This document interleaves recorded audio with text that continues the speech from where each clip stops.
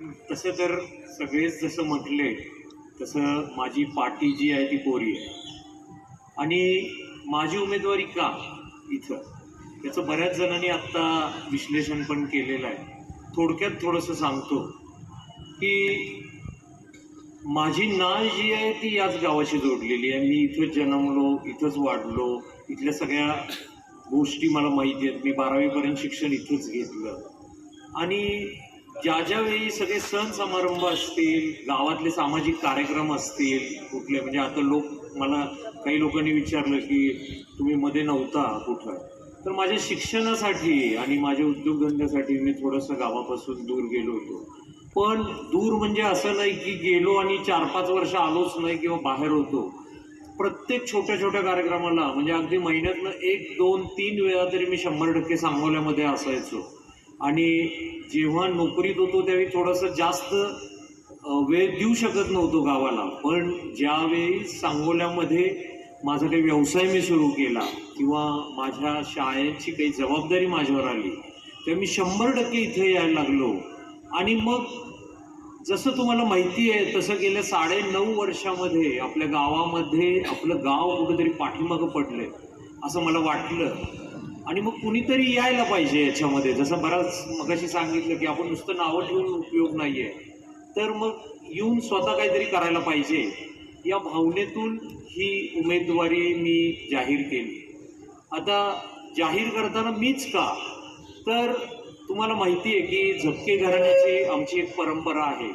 माझे पणजोबा असतील, माझे आजोबा असतील, माझी आजी असेल किंवा माझे वडील असेल, जेव्हा जेव्हा गावातल्या लोकांनी नगर परिषदेच्या माध्यमातून असू देत किंवा अजून कुठल्याही माध्यमातून असू देत आम्हाला झपके घराण्याला काहीतरी संधी दिली सेवा करायची, त्यावेळी ती आम्ही चोखपणे बजावली आणि अगदी चोखपणे निरपेक्षपणे कुठल्याही प्रकारचा स्वच्छपणे कारभार करून आम्ही गावाची सेवा केली.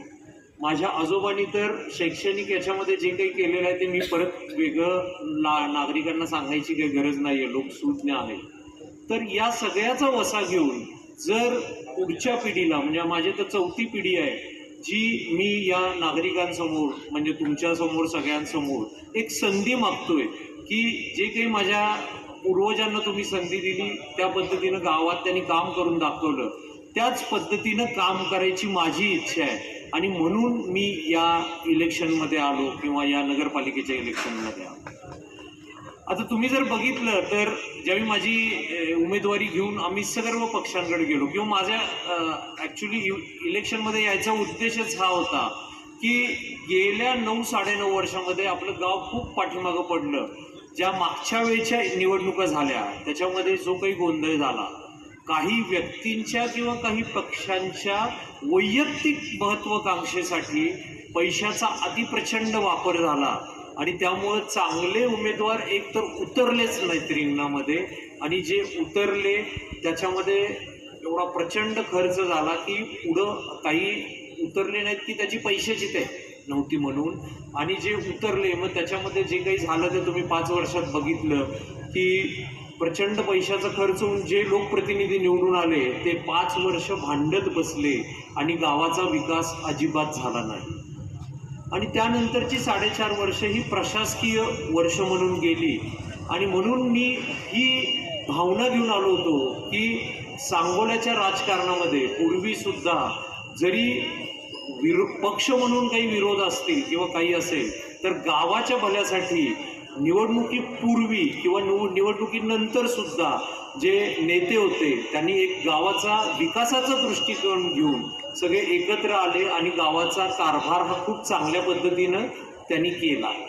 पण हाच विचार घेऊन मी यांच्याकडे आलो होतो की मी एकटाच नाही, प्रत्येक पक्षामध्ये चांगले लोक आहेत, एक वैचारिक पातळी चांगली असणारे लोक आहेत आणि हे सगळेजण आपण एकत्र येऊन एक गावाला चांगलं पॅनल देऊया. निवडणुका ज्या आहेत त्या बिनविरोध कधीच होत नाही, पण एक सगळे चांगले लोक इथं एकत्र आले तर एक चांगलं पॅनल येईल आणि गावाचा काहीतरी आपल्याला विकास करता येईल. पण तुम्ही स्वतःच हे अनुभवले गेल्या 10-15 दिवसामध्ये की काय काय राजकीय घडामोडी इथं घडल्या, कशा कोलांट्या उड्या झाल्या, कुठले उमेदवार कुठल्या पक्षात गेले किंवा काय, म्हणजे मला त्याच्यावर काही फार भाष्य करावं असं वाटत नाही. आणि मला असं वाटतं की ही फक्त राजकीय नेत्यांची स्वतःची महत्त्वाकांक्षा आहे किंवा गावासाठी काहीतरी करायचं असं नाही आहे. त्यांच्यापुढं उद्या झेडपीची इलेक्शन्स आहेत, उद्या ग्रामपंचायतीची इलेक्शन्स आहेत, पुढची अजून म्हणजे त्यांच्या स्वतःची विधानसभा असेल, विधान परिषद असेल, ही आहे. पण गावाचा विचार करून याच्यामध्ये कोणच येत नाही आहे. आणि त्यामुळं असेल किंवा कदाचित मी काही जो काही विचार घेऊन विकासाचा घेऊन आलोय तो नेत्यांना पटत नाहीये, पक्षाला पटत नाही असं वाटतंय. आणि शेवटी माझी उमेदवारी जी आहे ती अपक्ष म्हणून राहिली. पण अगदी पहिल्या दिवसापासून, ज्या दिवसापासून मी उमेदवारी जाहीर म्हणजे मी लढणार म्हणून ठरवलं होतं, तेव्हापासून लोकांना सांगत होतो की माझी उमेदवारी ही शाश्वत असणार आहे आणि कुठल्याही परिस्थितीमध्ये मी ती परत घेणार नाहीये. कारण ज्यावेळी मी उमेदवारी जाहीर केल्यानंतर माझ्यावर खूप दबाव आला. लोक येऊन मला सांगत होते की बाबा जातीची गणितं अशी आहेत आपल्या गावातली, आपल्या धार्मिक गणितं अशी आहेत किंवा पैशाची राजकारणं अशी आहेत. पण मी त्यांना अगदी साध्या सोप्या गोष्टी सांगितलं की माझं जे राजकारण म्हणा किंवा समाजकारण जे आहे ते विकासाचं समाजकारण आहे, जातीपातीचं, बेरजेचं आणि असं माझं काही कुठलंच हे नाही आहे आणि माझ्यावर कुठलाच राजकीय दबाव नाही आहे. त्यामुळं मी माझी उमेदवारी शाश्वत ठेवली. अगदी शेवटच्या दिवसापर्यंत मी लोकांपर्यंत पोहोचत होतो. लोक मला विचारत होते की असं ऐकतोय की तुम्ही माघार घ्याल, कुणाला तरी पाठिंबा द्याल. पण मी म्हटलं नाही, मी लढत राहणार. माझ्या बरोबरचे विचाराचे लोक माझ्याबरोबर आहेत आणि सगळे लोक ज्यावेळी मी लोकांपर्यंत पोचलो त्या लोकांनी मला एक पाठिंबा दिला आणि मी ज्यावेळी त्या लोकांशी बोललो, आज सांगायला मला आनंद वाटेल की गेल्या 10 दिवसामध्ये मी सगळे 11च्या 11 प्रभाग प्रत्येक उंबरठ्यापर्यंत गेलेलो आहे, प्रत्येक लोकांशी बोललेलो आहे. आज जर तुम्ही मला प्रभाग वाईज काय प्रॉब्लेम आहेत विचारले तरी मी मोजून 5 मिनिटामध्ये तुम्हाला प्रभाग वाईज तिथं काय विकास घडायला पाहिजे किंवा काय प्रॉब्लेम आहेत हे मी तुम्हाला सांगू शकतो. पण आता आपल्याकडे तेवढा वेळ नाही आहे, परत सरांना पण बोलायचं आहे. पण एक विकासाचं मॉडेल म्हणून काय पाहिजे किंवा काय घेऊन यायला पाहिजे याचे माझे काही कन्सेप्ट आहेत ते तुम्हाला सांगतो. एक तर आपलं गाव खूप मोठं आहे, म्हणजे जवळजवळ 5-5.5 किलोमीटरपर्यंत आपल्या गावाच्या हद्दी आहे आणि आपण जर प्रभाग वाईज किंवा असा विचार केला तर गावाचे काही जे प्रॉब्लेम्स आहेत ते वेगळे आहेत आणि वाड्या वस्त्यांवरचे जे प्रॉब्लेम्स आहेत ते वेगळे आहेत. साधारणतः वर्गीकरण केलं तर गावामध्ये जे प्रॉब्लेम्स आहेत त्यामध्ये व्यापाऱ्यांचे बरेचसे प्रॉब्लेम आहेत, ज्याच्यात नगरपालिकेचे गाळ्या असतील, त्याचं नूतनीकरण न झाल्यामुळे लोकांना जास्त भाडं द्यायला लागतं किंवा जिथं व्यापार संकुलं केलेली आहेत तिथं पार्किंगची सोय नाही आहे, तिथं वाहनं येऊ शकत नाही आहेत, त्यामुळे त्यांचे व्यापार व्यवस्थित चालत नाही आहे. किंवा अगदी आपला आठवडा बाजार जरी म्हटलं तर तिथं जिथं भरतो तिथं पार्किंगची सोय नाही आहे. तुम्ही स्वतः बघताय की रविवारी किती मोठी तिथं पार्किंग म्हणजे गाड्या उभ्या असतात आणि सगळं ट्रॅफिक जाम होतं. म्हणजे ट्रॅफिक पार्किंग हा गावाचा मोठा प्रॉब्लेम आहे. त्यानंतर रस्ते, ठीक आहे, तुम्ही भुयारी गटार योजना करताय त्यामुळे रस्ते, पण त्याला काहीतरी टाइम लिमिट पाहिजे. म्हणजे इतके दिवस झाले ते चालू आहे आणि मी म्हणतो तुम्ही फक्त भुयारी गटार जे काही करताय त्यामुळे रस्ते खराब आहेत असं म्हणू नका. त्याच्या आधी थोडं आठवा, त्यावेळी सुद्धा गावातले रस्ते खराबच होते. म्हणजे असं काही नाही आहे की त्याच्यामुळेच सगळं खराब झालंय. पण तुम्ही वाड्या वस्त्यांवर जर गेलात तर तिथले रस्ते हे वर्षोनवर्ष खराब आहेत. वर्षोन म्हणजे काही ठिकाणी तर नुसते डाम लागलेले आहेत पण तिथं लाईट आलेली नाहीये. म्हणजे वीज, पाणी, लाईट, आरोग्य या बेसिक गोष्टी आहेत, या तर नागरिकांना मिळायलाच पाहिजेत, नगरपालिकेने त्या पुरवायलाच पाहिजे. पण या सोडून सुद्धा जसं सर्व्हिलियन्स सिस्टीम आहे, म्हणजे CCTV आहे, जे कॅमेरे आपल्याला बसवायला पाहिजे, मग त्याच्यामध्ये तसा एक प्रयोग पण झाला सांगोल्यामध्ये. पण त्याच्यामध्ये जो अभ्यास पूर्ण त्याच्यामध्ये व्हायला पाहिजे होतं, जसं सोलार बेस्ड सर्व्हिलियन्स सिस्टीम आणि लाईट्स, हे झालेलं नाही आहे. किंवा आपल्याकडं बऱ्याच लोकांचे घरपट्टी आणि पाणीपट्टीचे प्रॉब्लेम आहेत. आज जर बघितलं तर तुम्ही जर वाड्या वस्त्यांवर गेलात आणि लोकांशी बोललं तर लोक म्हणतात की आम्हाला खूप घरपट्टी जास्त येते. म्हणजे घरपट्टीचे जे रेट्स आहेत ते गावातल्या प्रमाणे इथं आकारतात. आम्ही साधी जनावराला एखादी शेड जरी केली तरी त्याच्यासाठी आम्हाला पूर्ण हे करतं, तर त्याचं नियमन झालेलं नाही आहे. तर असे खूपसे प्रॉब्लेम आहेत. वृद्धांसाठी आपल्याकडे एखादं चांगलं नाना नानी पार्क नाही आहे. युवकांसाठी चांगल्या स्पोर्ट्सच्या फॅसिलिटी नाही आहेत, त्यानंतर महिलांसाठी एक सबलीकरण नाही आहे. अहो स्वच्छतागृह तुम्ही आज बघितलं तर गावामध्ये महिलांसाठी स्वच्छतागृह नाही आहेत. म्हणजे ज्या महिला या आपल्याकडे बँक्स असतील, खूप व्यापारी आहेत तिथं ज्या नोकरी करतात त्या प्रत्येक याच्यामध्ये महिलांना स्वच्छतागृह नाही, ते कॉमन चांगली स्वच्छतागृह नाही आहेत. पुरुषांची चांगली नाही आहेत तर महिलांची तर त्याच्या दूर झाली. म्हणजे मी काय हे तुम्हाला सगळं कशासाठी सांगतोय की आत्तापर्यंतच्या ज्या काही सभा झाल्या किंवा मी ऐकल्या त्याच्यामध्ये मोठे नेते येऊन गेले किंवा मोठी लोक जे काही इथं स्वतःला म्हणजे पक्षाचे इथले जे मोठे मोठे नेते आहेत, लोकप्रतिनिधी आहेत, हे सगळं मोठ्या मोठ्या गोष्टी करतात, पण लोकांच्या ज्या छोट्या छोट्या गोष्टी आहेत त्याच्याकडे कोणाचं लक्षच नाही आहे. आणि जे काही बोललं जातंय ते सगळं मोठ्या मोठ्या विकासाच्या संकल्पना घेऊन एवढे करोड आणले, तेवढे करोड आणले, हे केलं ते केलं. पण आज सांगोल्याची गरज जी आहे ती छोट्या छोट्या गोष्टींवर कॉन्सन्ट्रेट करायची आहे असं मला वाटतं. म्हणजे माझं जे विजन आहे ते मी काय म्हणत नाही की आज रस्ते लगेच मला जर तुम्ही संधी दिलीत आणि मी आलो तर मी लगेच काहीतरी जादूची कांडी फिरवीन आणि पटकन रस्ते सगळे दुरुस्त करीन. पण त्याचा अभ्यास करून एक म्हणजे आपलं कार्यक्षेत्र मोठं असल्यामुळं रस्त्यांचा विकास हा वेगवेगळ्या योजनांच्या थ्रू वेगवेगळ्या लोकप्रतिनिधींकडनं जे काही आहे ते आपल्याला पाठपुरावा करून त्या पद्धतीनं आपल्याला या गोष्टी करायला पाहिजे. युवकांसाठी म्हटलं तर स्वयंरोजगार जो आहे तो आपल्याला त्याच्यासाठी खूप म्हणजे खरंच गव्हर्नमेंटनं काही चांगल्या स्कीम्स काढलेल्या आहेत. मी असं कुठल्याही गव्हर्नमेंटला किंवा कुणाला नावं नाही ठेवणार, पण त्याचा अभ्यास करून त्या आपल्या शहरापर्यंत आणणं आणि इथल्या लोकांना त्या उपलब्ध करून देणं तर हे सुद्धा खूप महत्त्वाचं आहे. आणि एकमेकाबद्दल काहीतरी राजकीय कुरघोड्या करून काहीतरी बोलण्यापेक्षा लोकांच्या विकासासाठी तुम्ही काय करणार आहे हे घेऊन मी माझं विजन घेऊन तुमच्या पुढे येत आहे. आणि ज्या काही लोकांना तुम्ही ऑलरेडी संधी दिल्या होत्या त्याच्यामध्ये बघितलं तुम्ही की काय झालेलं आहे. मी आज एक नव्याने इथं येत आहे आणि मला एक संधी तुम्ही सगळ्यांनी द्यावी असं मला वाटतं.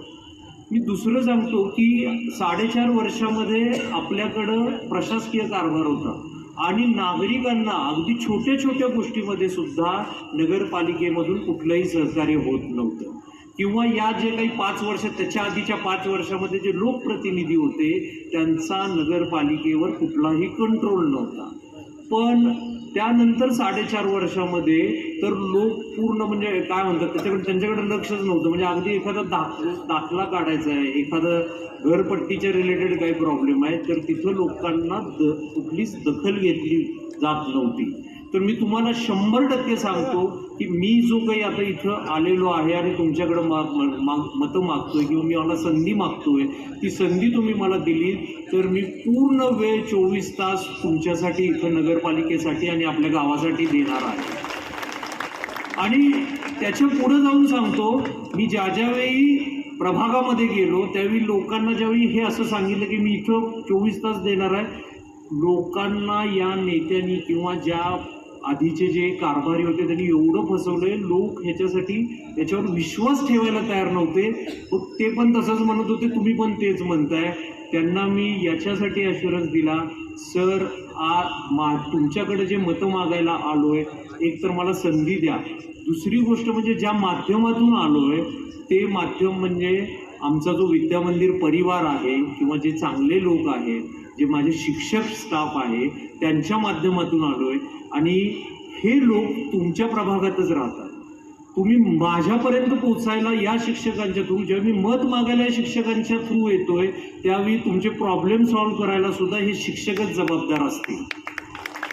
हा ॲश्युरन्स मी त्यांना दिल्यावर ते लोक मला म्हटले की सर असं मला कोणीच सांगितलेलं नव्हतं किंवा असा ॲश्युरन्स घ्यायला कोणच नव्हतं. कारण दरवेळी येतात, नुसतं सांगतात, परत 5-5 वर्ष फिरकत पण नाहीत, आमच्याकडे बघायला पण येत नाही. म्हणून मी सगळ्यांना सांगतोय की ज्यावेळी मला संधी मिळेल त्यावेळी मी असं काहीतरी प्लॅनिंग करणार आहे की प्रत्येक प्रभागामध्ये महिन्यातनं एक तरी कॉमन मीटिंग व्हायला पाहिजे. म्हणजे आपल्याकडं नगर परिषदेमध्ये आमसभा म्हणून एक कन्सेप्ट होता मला माहिती आहे, म्हणजे तुम्हाला माहीत असेल तो विषय, तो असतो पूर्ण गावासाठीचा. त्याच्यामध्ये सर्व पक्षीय लोक किंवा सगळे नागरिक येऊन आपली मतं मांडू शकतात.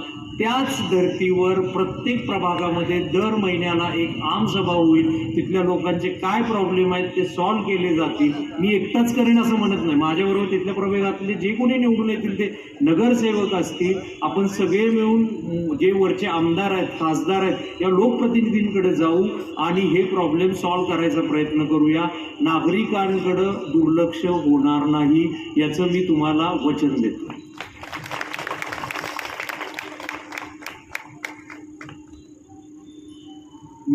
माझी लढाई जी आहे ती फक्त विकासासाठी असल्यामुळं मी आज अपक्ष म्हणून लढतोय. मी आणि माझे वडील आणि जी काही टीम आहे याच्या बरोबर लढतोय. पण सगळ्यात मोठं माझं जे काही बळ आहे ते म्हटलं तर तुम्ही सगळे नागरिक आहात. आणि ज्यावेळी मी 11 प्रभागातनं प्रत्येक उंबरठ्यावर गेलोय आणि प्रत्येकाला मी मत मागितल्यापेक्षा मी कधी मत द्या म्हटलं नाही. मला तुमची मदत पाहिजे, मला तुमचे आशीर्वाद पाहिजेत, मला तुमची साथ पाहिजे असं मी मागितलेलं आहे. आणि हे सगळे लोक माझ्या पाठीमागं असल्यामुळं मला 100% खात्री आहे की मी तुमच्यातलाच आहे आणि आपण सगळे मिळून सांगोल्याचं जे पूर्वीचं गतवैभव होतं ते आपण परत आणू शकतो, 100% आणू शकतो. म्हणून मला एक म्हणायचं आहे, मी माझा जे काही प्रचार केला किंवा शेवटच्या 5 दिवसात जो उघड प्रचार केला याच्यामध्ये मी तुम्हाला माझं जे वाक्य होतं, ब्रीदवाक्य होतं किंवा माझा जो प्रचाराचा मेन हे होता की जे एक मत तुम्ही देताय ते स्वतःसाठी द्या, माझ्यासाठी देऊ नका. तुम्ही स्वतः ज्यावेळी तिथं बटन दाबायला जाल त्यावेळी 1 मिनिट विचार करा की हा कुठल्या पक्षाचा आहे, हा कुठल्या धर्माचा आहे, हा कुठल्या जातीचा आहे, हे न बघता विकासासाठी तुम्ही स्वतःसाठी मत द्या. आणि हे मत तुम्ही स्वतःसाठी ज्यावेळी द्याल, लोक काय करतायत, लोक कुठल्या बाजूला जात आहेत, कसं होतं हे म्हणण्यापेक्षा एक मत तुम्ही विकासासाठी द्याल. आणि हे सगळं घेऊन मी तुमच्याकडे एक संधी मागतोय, तुम्ही ही संधी मला 100% द्याल आणि आपण सगळे मिळून हे सांगोल्याचं गतवैभव परत आणू. आणि नगर परिषदेच्या माध्यमातून नागरिकांचे छोटे प्रॉब्लेम असतील, मी असं म्हणत नाही की मोठ्या इमारती किंवा चांगलं काही घडू नये, पण हे 100% आपण करूया असं मला वाटतं. आणि याच्यामध्ये मी निवडून आल्यानंतर आपले जे लोकप्रतिनिधी आहेत ते सुद्धा नागरिकांच्या हिताचं असल्यामुळं 100% मला मदत करणार आहेत असं मला वाटतं. फक्त एक सगळ्यांना आव्हान आहे की तुम्ही ज्यावेळी मतं द्याल त्यावेळी थोडासा विचार करून जे काही तिथं उमेदवार आहेत त्यांची पात्रता किंवा काय, म्हणजे माझी उमेदवारी ही माझ्या एका मेरिटवर घेऊन आलेलो आहे, ते मेरिट तुम्ही चेक करा आणि त्यावर द्या. तुमच्या सगळ्यांच्या आशीर्वादानं, तुमच्या सगळ्यांच्या पाठिंब्यानं आपण सांगोल्याला